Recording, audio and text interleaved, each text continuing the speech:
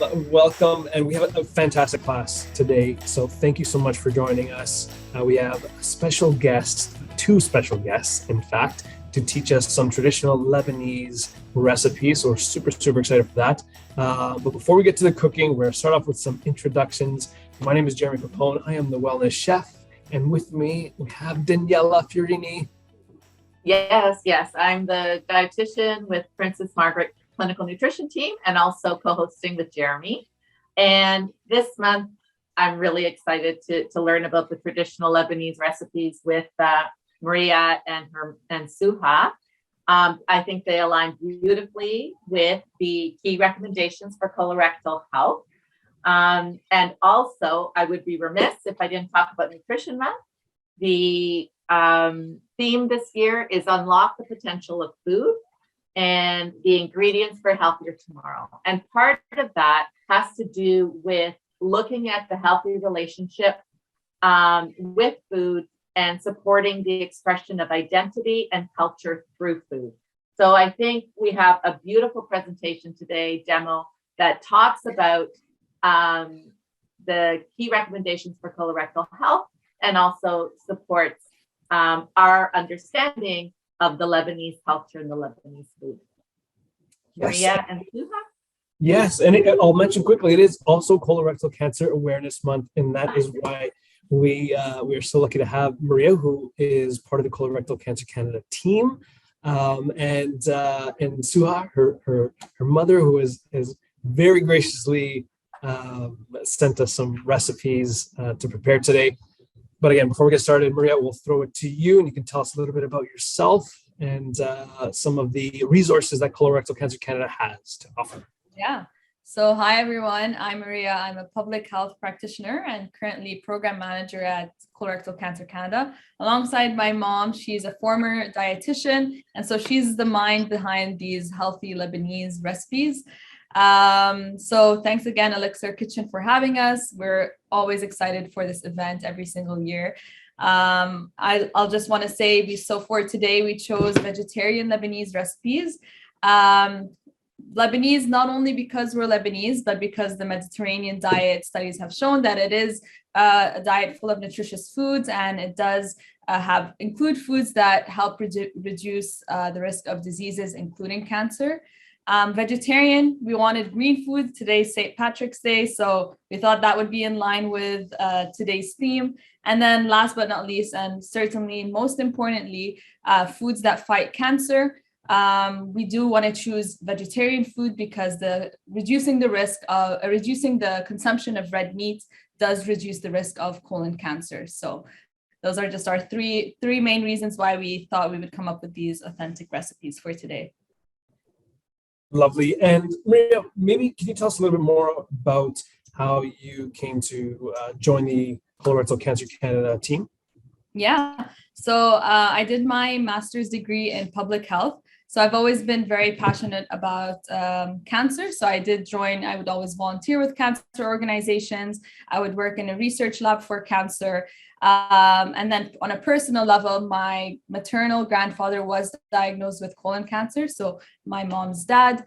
So all these came together, and just being part of colon cancer, doing health promotion, health advocacy, and health policy, it all seemed so fit for me, for my personality. And then also on a professional level, I get to enjoy what I do every day. So. Well, thank you again to you and your mother for joining us today, and to Colorectal Cancer Canada for partnering with us in today's class. I think we're ready to get started. Daniela, what do you think? Should we get started with the first recipe? I know you have some. Yeah. So we'll get started with the first recipe. All this time we had, and I didn't ask you how to say the name of the first recipe. So I apologize. And I'm going to say the lemony lentil soup with Swiss chard, because I'm afraid to say the proper name. Yeah, now, but I love, how do you say it? It's adas behamod in Arabic. Adas behamod. Okay. Adas for lentil, hamod for citrus. Okay. Yeah. Great. We're learning Arabic as well today. So this first recipe is wonderful because it's a medley of nutrient-rich foods that pack a powerful punch. when it comes to protecting our health, and especially the health of our colon and our rectum. And as Maria was saying, eating more protein foods from plant sources and less from animal sources, specifically the research shows avoiding processed meats, is an important way to reduce our risk of colorectal cancer. So trying to opt for a meatless meal is one way to get more plant foods. And the lentils in this recipe is what is going to provide the plant protein that we want, the fiber that we want, and some health protective plant compounds that we call polyphenols. We like to throw in a few of these things that you can then use at a dinner party. The Swiss chard is our dark green leafy vegetable. It boosts the vitamins, minerals, fiber, and more health protective plant compounds, this time carotenoids, and I think many of us know about that one. And these help to build the body's defenses against damage that could lead to cancer. And then the lemon juice, I would be remiss not to talk about lemon juice because of the vitamin C, and the vitamin C in the lemon unlocks the body's potential to absorb the iron in the lentils. You see what I did there? I kind of brought it back to Nutrition Month a little bit. Anyway, I think it's a wonderful recipe. I can't wait to try it. I can't wait to watch Jeremy make it. Okay. Jeremy. Thank you, Daniela. Okay, so I've put together some of the ingredients following Suha's instructions, and we had a brief chat earlier in the week to just make sure that I got the right ingredients and wanted to make sure I was following it as authentically as possible. But even with that being said, I think I'm going to need your guidance, Suha, and Maria, as we go through this. So I'm going to bring you down to my cutting board, and maybe you can help talk me through making the recipe. Does that sound okay? And then I'll ask you for more questions as we need. Okay, so following your instruction, I have my pot, about 3 tablespoons of olive oil in there. And we're going to start off by, is it the minced garlic that we're going to start off with? Yeah, the minced onions, because the garlic tend to burn fast. So we start with the onion and then the garlic. Beautiful. So what happened? I asked you. As it wilts, we can add the garlic. Okay, and now this is just a regular, you can just use any regular cooking onion, Spanish onion, or is there a particular onion that you would prefer? No, whatever, brown, white, or Indian, the purple one. Yes, okay, the red one too. Okay. Yeah. Yeah, so this is just a regular Spanish onion that we have in here. And I just did a small dice. That's okay? Yes. That? Beautiful. Just want to make sure you can see what I'm doing here. A little better. Yep, looks great. Fantastic. Okay, so we have our onion, and then we're just going to soften this a little bit. And for the remaining ingredients, what we're using some garlic. Yep. Jeremy, you can add some salt now on the onion, so it helps release the water and it will wilt faster. Do it. A little bit of salt, and yeah, that's going to help to pull some of that moisture out. Fantastic. I feel like I'm back in culinary school. This is amazing. All right. Now, before we add the next ingredients will be the garlic. Now, this is just minced, or do you add it whole? How do you prefer doing it? Either minced, because it will be soft at the end of the soup, or crush it like with a mortar.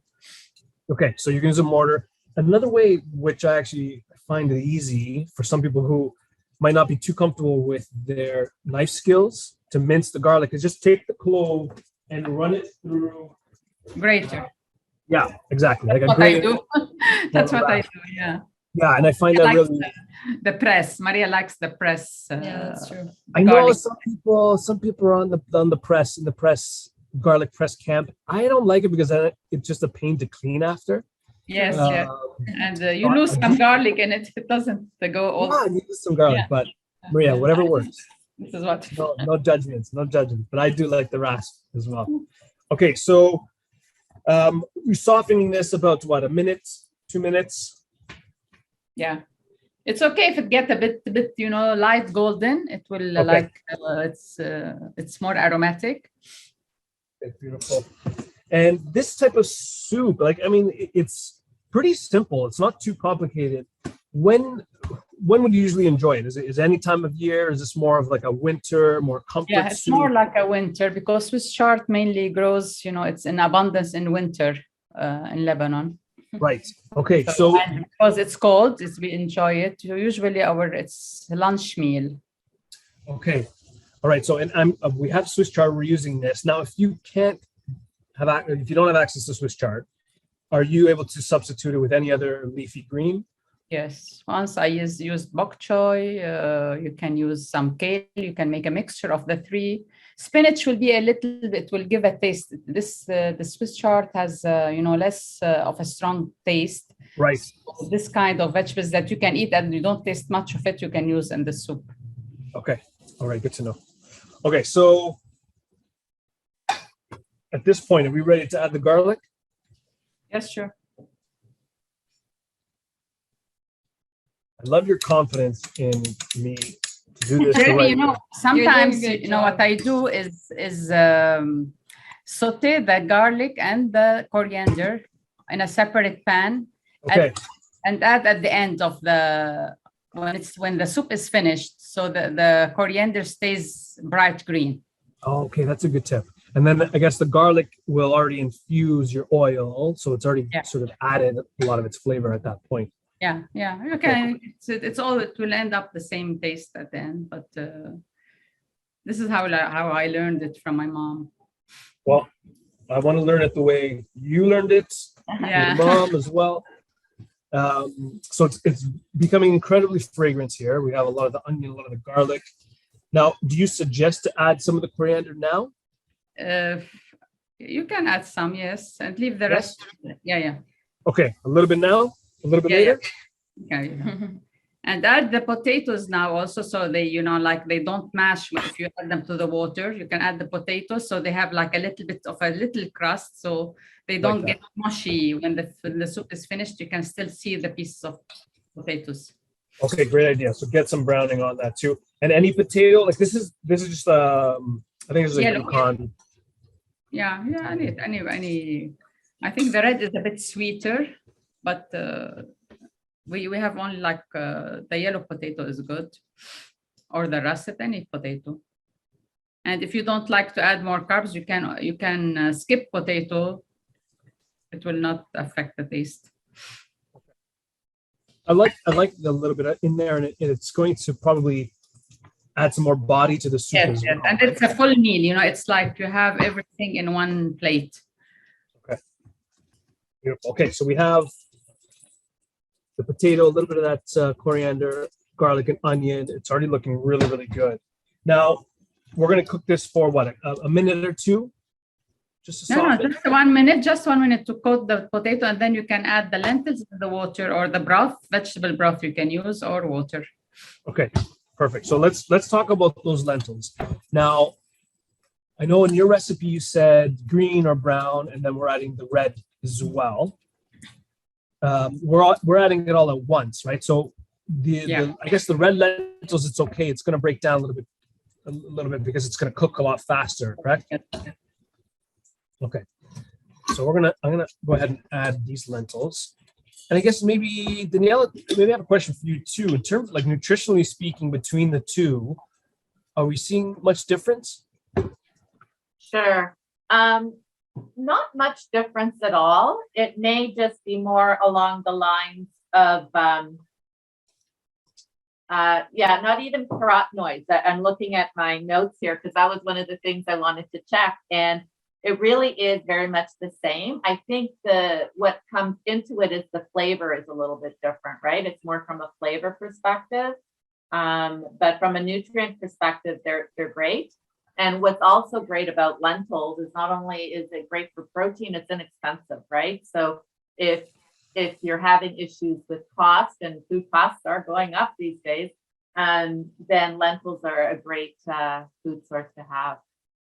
But I also have a question for Suha is that we talk about how when people are going through treatment or they have cancer, sometimes fiber is something they need to avoid. So in a recipe like this, is there something we could substitute for the lentils, or will we just kind of work with the different ratios? Like maybe, I don't know, add more of the potato? You can skip the whole lentils. You can skip the whole lentils and use the skinned one, and it will be more creamy, but it's the taste won't affect the taste. It won't affect the taste? No, Would you ever puree it? Or is that just you can, yeah, if you want okay. it, yeah. We used to do it for the children when they were young, you know, we used to puree. So pureeing it too might break down the fibers a little bit and make it a bit more digestible. So those are just some ways that you can manage the fiber. And then if you really, really have a tough time with fiber and you must avoid it completely, then definitely looking at adding more of the broth, right? And so then you'll have this really flavorful broth that you can use for hydration. And then when you're feeling better, that's when you can slowly incorporate this wonderful soup into your diet again. It looks beautiful already. Now I'm going to go ahead and add the stock, or not stock, but you said you can add stock, I guess, for more flavor. I just have water here. Yes, I usually put water, because just water. Okay. Yeah. Did you see my measurements? I don't know if you can. It's okay. Is that similar? Okay, because I just go hand measures. I figure that's probably put more or less. Yeah, you can put more or less if you like more potatoes. It's very forgiving, the soup. I figure. I know that learning even from recipes from my mom and my aunts and some of the more experienced cooks, that there were no measuring cups. It was all by eye. So all right, so about 4 cups or so in there, and we're gonna bring this up to a simmer, I guess, and we're just gonna simmer until the lentils are cooked? Boil. Yeah, let it boil and then simmer until they are like 80% cooked, when we have to put in the Swiss chard. Okay, so I like the Swiss chard. You can put it now. Some people put it at the same time, but I like it to stay green. I don't like it to become like yellow, or that's why I put it at the end. So putting it at the end. Okay, so I think that's a nice idea, and it would become a lot more. You would still have a little more of that tenderness, because Swiss chard is a much hardier green. Like it still has some nice texture to it. So I guess if you added it closer to the end, maybe if you wanted to add the stems, like the stems, okay, so the stems a little bit earlier. Yeah. And for people who's avoiding fiber, they only put the tender leaves. They don't have to put the stalk. Okay. Usually back home, we sometimes we boil the stalks. We cut them in like segments and we boil them, and then we dress them with the tahini. The tahini, we use tahini, lemon juice, and garlic. We eat them separate as a separate side dish. Oh, that sounds good too. Yeah. I'm getting very hungry, and I apologize. I'm going to be able to eat all of this after. I know. I love that you're using all of it, right? Because that's another big thing right now, is looking at using the whole food and not wasting it. So finding different opportunities. And what did you say? You put it in a jar? It's not pickling it. How did you? No. I boil it until it's tender, and then strain it and then make a dressing with tahini, lemon juice, and garlic. Yeah. So we eat it aside, with a bread, pita, or as such. Oh, I love it. Okay, I'm getting hungry for that. All right, so we're letting this simmer pretty much until the brown or green lentils are cooked, because that's probably going to take the most time, right? And then, like you mentioned, we're going to add the leaves of the Swiss chard a little closer to the end. Yeah. So I have done one in advance, kind of blind, without your instruction, but following your written words. So hopefully we're it looks good. Yeah, it looks delicious. And I'm going to plate this up here. And the lemon, I guess you would add right at the end? Yeah. And you can put extra in your plate because lemon is some people likes it more lemony or less. So I put just enough, and then whoever wants more, they can squeeze in their plate. Yeah, I Jeremy. love lemon. Okay. So a little bit of lemon on top. I'm gonna add a bunch to the pot as well. And you can add more olive oil if you like. Also, it's Yeah, I mean, that's very helpful, Suha, because some people also have loss of appetite, right? So it's great to add the healthy olive oil to increase the calories.